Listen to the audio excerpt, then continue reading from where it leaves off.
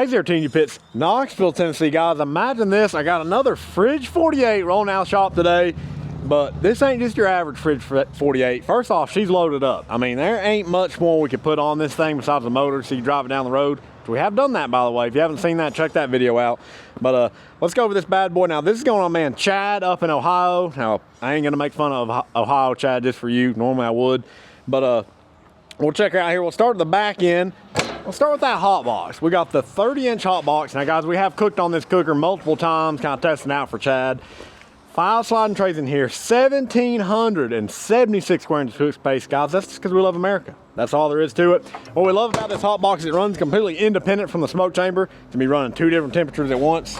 Come around to the firebox down here. Now, this is our insulated firebox. He does have his fire management cradle in there. As you can see, we got D-ring tie down points on all 4 corners. Now, we did hook Chad up with a custom stainless steel logo there on the side.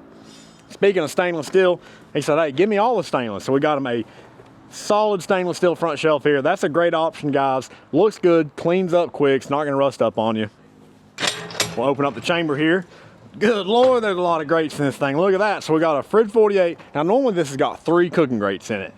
He actually added some extra slides in here. So now all of a sudden you got 5 grates in here. Obviously you're not gonna cook pork butts on all these, but great for ribs or chicken wings. Got a lot of chicken wings in that bad boy. If you don't need them, pull them out. They ain't gonna be in the way of anything.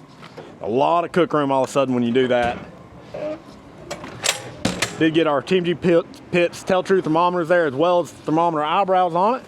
Holy crap, look at this thing. We've got a freaking pellet hopper on the front of a TMG pit. I never thought I would see that. So guys, this is actually a new line we're starting, pellet assist. All right, so start you off with a real wood fire in there. You know, that's how we like to do it.